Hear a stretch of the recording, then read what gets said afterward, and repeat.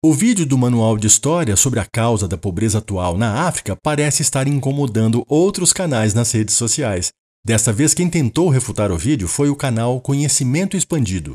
Mas antes de comentar os argumentos de Loconte, vale esclarecer um ponto que os críticos do meu canal ainda não entenderam. Os vídeos do Manual de História não são feitos para divulgar minhas ideias pessoais.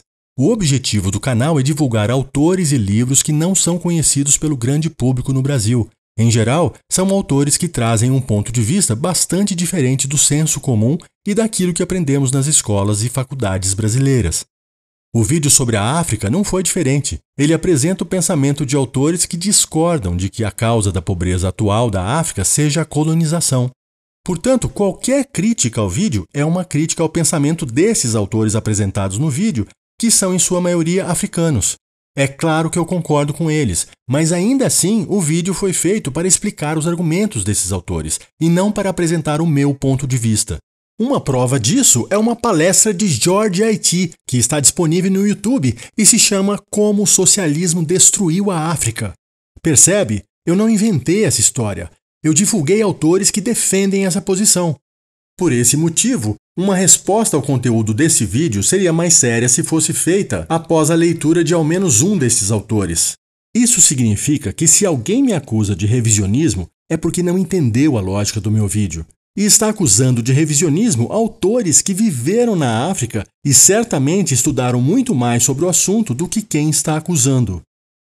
Agora vamos ao vídeo resposta do Conhecimento Expandido. Logo no início, Loconte afirma que vai usar as próprias fontes do Manual de História para refutar o vídeo sobre a pobreza da África.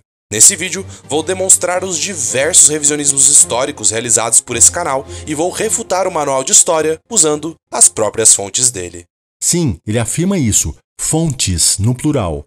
E vou refutar o Manual de História usando as próprias fontes dele. Mas ele usa apenas uma fonte em todo o vídeo, o livro Por que as Nações Fracassam. É sério? O vídeo nem começou e já encontramos a primeira mancada? Ele claramente afirma uma coisa e entrega outra. E vou refutar o Manual de História usando as próprias fontes dele. O vídeo do Manual de História apresenta 25 fontes de referência. O que aconteceu com as outras 24? Veja, eu não acho que ele tinha a obrigação de refutar todas elas, mas deveria ao menos usar 2 ou 3 e cumprir o que prometeu. Será que ele mentiu ou no meio do processo desistiu de ler tantos livros e artigos científicos? Afinal, dá trabalho fazer isso, né? Sinceramente, eu não sei se ele mentiu ou se foi só preguiça. De qualquer forma, usar só uma fonte para refutar outras 25 enfraquece qualquer argumento. Mas vamos deixar essa mancada para lá. Afinal, ele não usou uma fonte qualquer. O livro dos autores Acemoglu e Robinson é uma obra importante e de fato foi usado no meu vídeo sobre a África. Vamos ver o trecho desse livro que foi usado. O crescimento da Coreia do Sul e a estagnação da Coreia do Norte haviam levado a primeira a uma situação 10 vezes melhor que a segunda. Veja, essa foi a única citação do livro de Acemoglu e Robinson em todo o vídeo do Manual de História. Note que ela nem fala sobre a África. Esse é um tipo de fonte suplementar, considerada secundária, que serve somente para reforçar um ponto específico de apenas um argumento do vídeo. Nesse caso, o argumento é de que alguns fatos históricos demonstram que o socialismo gera estagnação. Só isso. Mas o ponto central do vídeo é sobre a África. Portanto, o correto seria o Loconte usar as fontes que afirmam que a África é pobre por causa do socialismo. Afinal, ele havia prometido mostrar que meu vídeo manipula essas fontes. O problema é que ele manipula ativamente os trechos desses livros, mas, bem, eu estou aqui para reverter isso. Nesse vídeo, vou demonstrar os diversos revisionismos históricos realizados por esse canal e vou refutar o Manual de História usando fontes que refutam o argumento central do vídeo. Mas os argumentos centrais do meu vídeo estão nesses livros, não no livro de Acemoglu. Será que Loconte assistiu mesmo meu vídeo? Porque se assistiu, não entendeu. Veja, foram essas fontes centrais que despertaram a indignação do Loconte. São elas que afirmam que os regimes pós-independência são responsáveis pela pobreza da África hoje. E é essa afirmação que Loconte prometeu que iria refutar. Por isso, usar o livro de Acemoglu e Robinson não faz nenhum sentido. E é óbvio que Loconte sabe disso. Tanto que ele nem mostrou no seu próprio vídeo qual a citação que eu fiz de Acemoglu. Pior, ele me acusou de ter manipulado as fontes que afirmam que o socialismo empobreceu a África. Isso torna obrigatório ele usar essas fontes centrais no meu vídeo para demonstrar onde e como eu teria adulterado o sentido delas. Mas por que ele não fez isso? Mais uma promessa não cumprida. Quem acusa alguém de manipular textos tem que mostrar em que frase e de que forma essa manipulação teria sido feita, como eu estou fazendo agora com o vídeo de Loconte. Mas vamos voltar para a fonte escolhida por ele. Para se ter uma ideia do tamanho do disparate de usar apenas o livro de Acemoglu e Robinson para refutar meu vídeo sobre a África, a citação deste livro ocupou apenas 8 segundos de um total de mais de 28 minutos do vídeo. Isso só enfraquece os argumentos de Loconte e faz qualquer pessoa mais atenta suspeitar que ele está querendo confundir seus seguidores. Mas eu não acredito nisso. Acho que se trata apenas de desconhecimento expandido sobre como elaborar uma refutação. Se ele tivesse mais preparo, teria refutado os argumentos do africano George Haiti, por exemplo, que nessa referência no meu vídeo afirma: a independência e a liberdade não trouxeram a prosperidade prometida pelos líderes nacionalistas. Em vez disso, os níveis de pobreza aumentaram drasticamente no período pós-colonial. Também deveria ter refutado os argumentos do historiador africano Takavafira Zu, nessa citação, por exemplo. Continuar a culpar o colonialismo em si pelo subdesenvolvimento e pobreza da África depois de muitas décadas de independência é muito simplista e insustentável. Não se trata de desconsiderar os efeitos negativos e contínuos do imperialismo, mas de um entendimento de que a África deve assumir a responsabilidade por suas ações. Esses dois autores são a base do meu vídeo sobre a África. Nele eu usei 3 livros de George Haiti e 2 artigos de Takavafira Zu. São nessas fontes que o Loconte deveria ter se concentrado para provar que eu tirei as frases de contexto e distorci os autores. Afinal, Loconte prometeu usar as fontes que o próprio manual de história usou para afirmar que a pobreza da África nos dias de hoje é culpa do socialismo, mas escolheu o livro de Acemoglu e Robinson que não foi usado para afirmar isso. Então, como o manual de história poderia ter distorcido o texto de Acemoglu e Robinson? Percebe a inconsistência de Loconte? Este meu vídeo resposta poderia terminar aqui, porque Loconte não faz referência nenhuma às fontes centrais do vídeo do manual de história. Portanto, ele não conseguiu demonstrar que eu tirei essas citações de contexto ou que manipulei o sentido das citações sobre a África. Mas vamos dar um desconto. Loconte ainda é jovem e está no caminho certo para aprender a argumentar melhor. Afinal, não há nada mais eficaz para o aprendizado do que cometer erros. Vamos falar do livro de Acemoglu e Robinson, que foi a base central do vídeo do conhecimento expandido. Os comentários de Loconte sobre este livro mostram que, além de ele não ter entendido o meu vídeo, também não entendeu o ponto de vista de Acemoglu. Loconte reúne diversas citações do livro, nas quais o autor afirma que a África independente herdou as instituições exploratórias dos colonizadores. Sim, e as fontes que eu usei estão de acordo com isso. Mas parece que Loconte não viu direito o meu vídeo. Logo no início, eu apresento essa citação. Não se trata de desconsiderar os efeitos negativos e contínuos do imperialismo, mas de um entendimento de que a África deve assumir a responsabilidade por suas ações.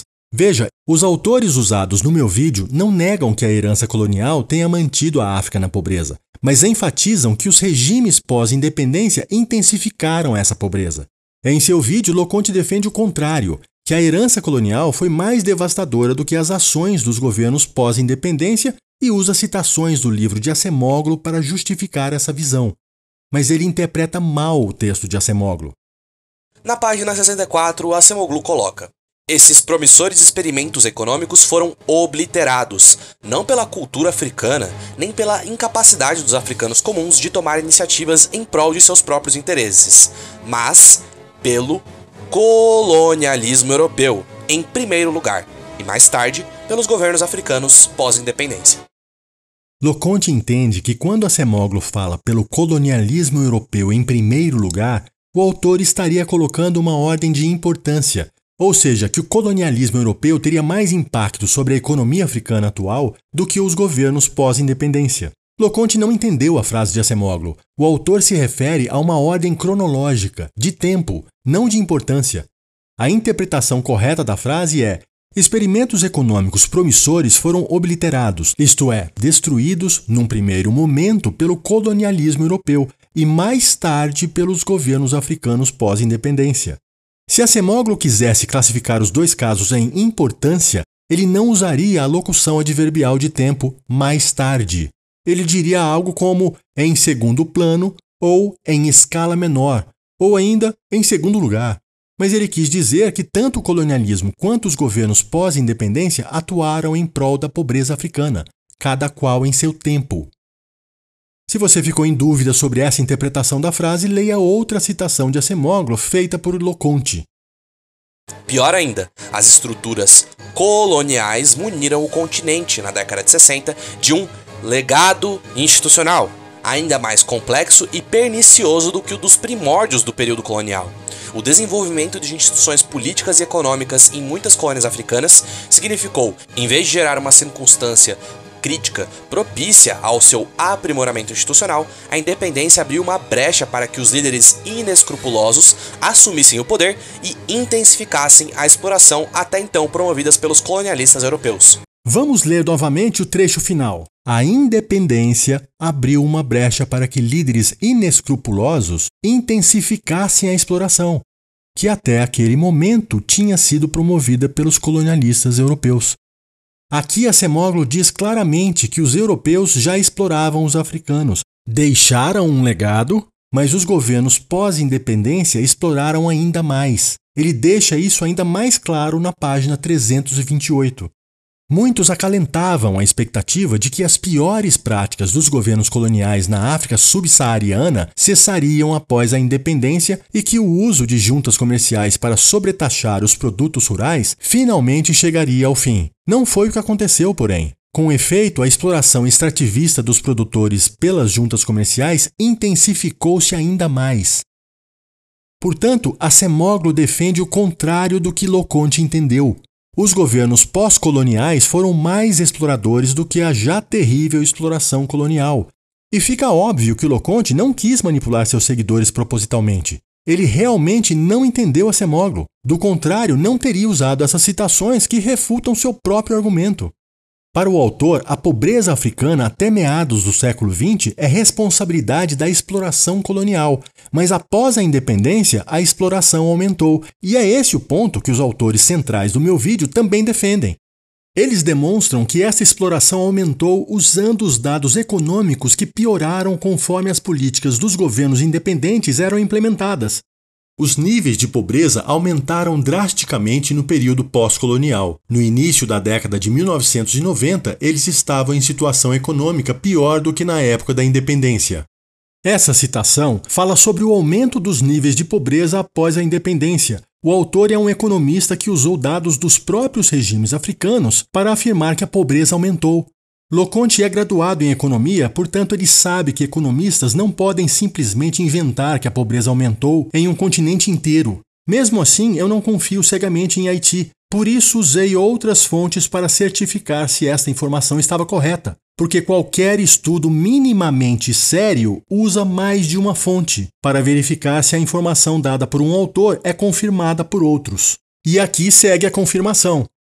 A maioria dos países africanos conquistou a independência no início da década de 60. Naquela época, seus níveis de renda média eram mais altos do que os de muitos países asiáticos. Desde então, porém, a África subsaariana passou a ser associada à estagnação econômica e à pobreza persistente. As taxas de pobreza na África aumentaram especialmente durante as chamadas décadas perdidas, entre os anos 70 e 90. Ou seja, as citações usadas no meu vídeo sobre a África estão em acordo com a visão de Acemoglu. Além disso, para que a herança colonial fosse culpada pelos males atuais da África, ela teria que criar circunstâncias incontornáveis, algo que os governantes africanos não tivessem como evitar após a independência. É isso que Loconte supõe que Acemoglu fala, mas o autor defende o contrário. Na página 353 de seu livro, ele diz claramente: história não é destino e os círculos viciosos não são inquebráveis. Acemoglu explica que o sociólogo Robert Mitchell desenvolveu uma tese de que existe uma lei de ferro das oligarquias.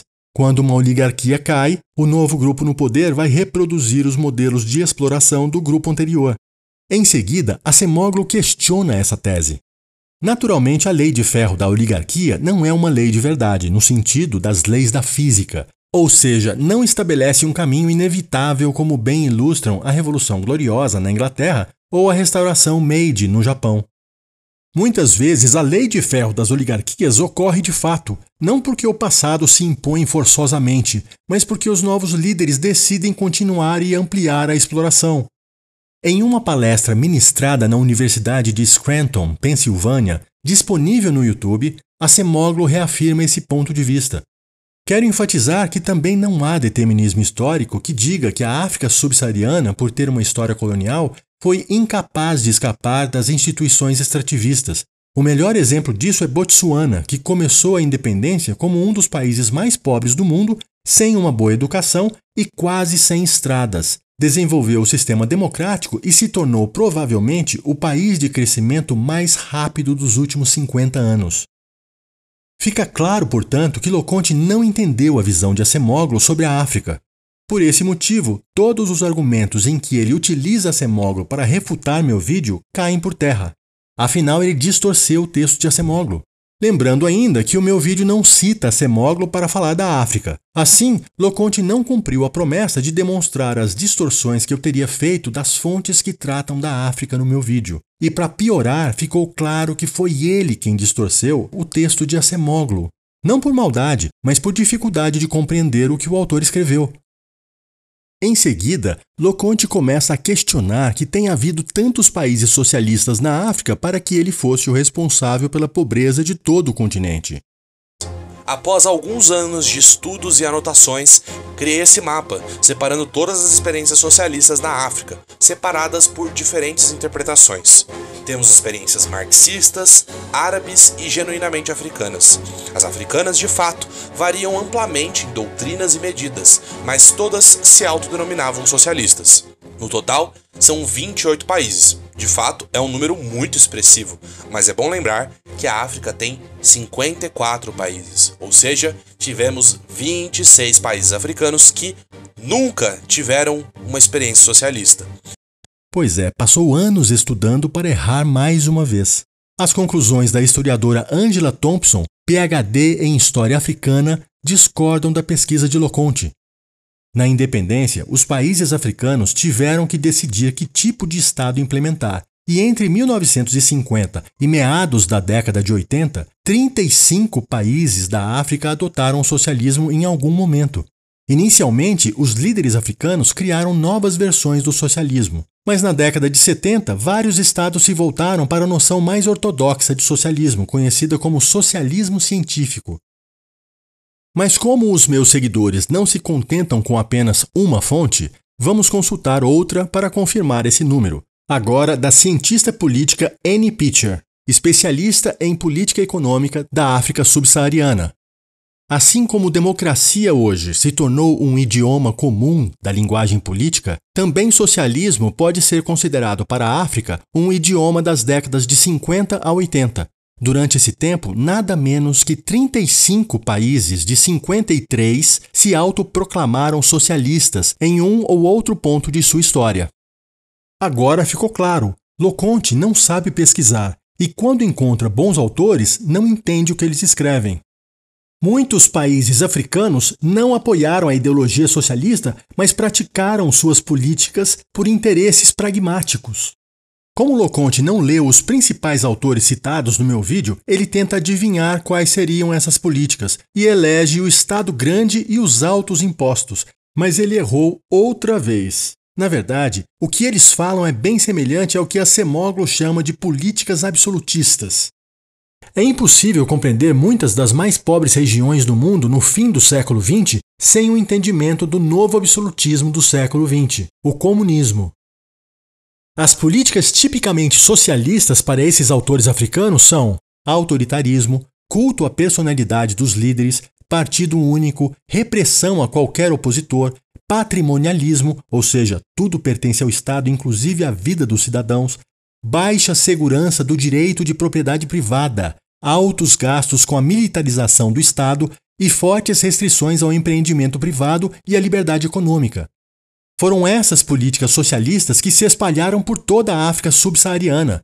mesmo em países que não defendiam ideologicamente o socialismo. O próprio Acemoglu afirma isso na palestra citada anteriormente. Existem poucos lugares na África subsaariana hoje onde os direitos de propriedade são seguros. Os tribunais funcionam de forma parcial e não é surpresa que a produtividade seja baixa e as pessoas sejam desencorajadas de investir. Será que Lokonte deveria fazer um vídeo para refutar Acemoglu? O Congo de Mobutu Sese Seko nunca se declarou socialista, como Lokonte afirma corretamente, mas ele errou por não entender quais eram as políticas de Mobutu, que seguiram a cartilha socialista.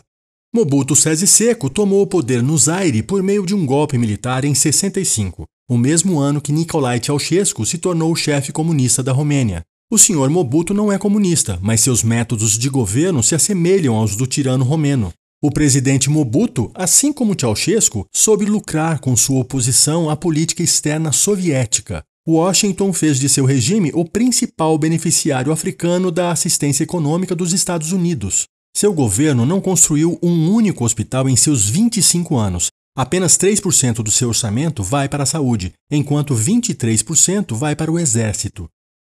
No regime de Mobutu ainda havia falta de garantia da propriedade privada, perseguição a opositores, militarização do Estado e culto à personalidade. Cada nota congolesa exibia a sua imagem, de Mobutu. Seu retrato foi exibido em todos os prédios públicos, na maioria das empresas e em outdoors, e era comum que as pessoas usassem sua imagem em suas roupas. O fato de Mobutu ter se aliado aos Estados Unidos, como afirma Lokonte, não significa que ele fosse capitalista. Alianças geopolíticas não definem a orientação da política interna. Isso é básico no estudo de relações internacionais, ainda que o conhecimento reduzido não saiba. Se fosse assim, a União Soviética, aliada dos americanos na Segunda Guerra, deveria ser considerada capitalista naqueles anos.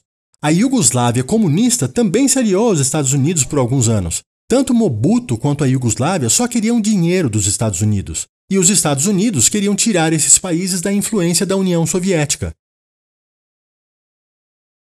Em seu vídeo resposta, Lokonte se atrapalhou em sua promessa de usar fontes do manual de história, distorceu o conteúdo de Acemoglu e não se deu ao trabalho de ler os autores centrais usados no meu vídeo sobre a África. Por isso, Lokonte lançou argumentos no escuro, que nada tinham a ver com o que George Haiti, Takavafira Zul, Rainer Zitelmann e Dieter Losch escreveram. E para piorar, na falta de argumentos convincentes, Lokonte usou um artifício barato que qualquer pessoa sem nenhuma leitura poderia usar: fazer ofensas pessoais ao longo de todo o seu vídeo. Isso sim é raso como um pires. O único ponto com o qual eu concordo com o vídeo de Lokonte é este. Caso você não confie em mim e esteja em dúvida se eu estou manipulando os trechos do livro, fica a dica: leia o livro e tire suas próprias conclusões. E aí, você confia no Lokonte? Responda nos comentários. Eu também sugiro que você leia o livro para tirar suas conclusões. Mas leia também Unchained Africa, de George Haiti. Este livro mudou a percepção política, por exemplo, do cantor Bono Vox, da banda U2, que deixou de ser socialista após sua leitura e passou a defender a liberdade econômica para a África. Fica também a dica para que Lokonte releia Acemoglu. Quem sabe dessa vez ele não entenda melhor.